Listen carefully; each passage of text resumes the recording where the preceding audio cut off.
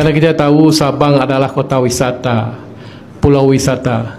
Kami berharap jaga amanah, jaga keseriusan, jaga keyakinan, jaga tamu. Enggak usah mulu-mulu, jual senyum saja. Amanah, nyona dompet regop, pulang. Kenyang segai. Supaya Sabang lebih dipercaya, lebih maju, lebih efisien. Apalagi enggak lama lagi kita tahu bahawa Mubadala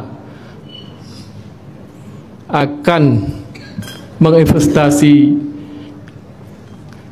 sebesar-besarnya di kota Sabang.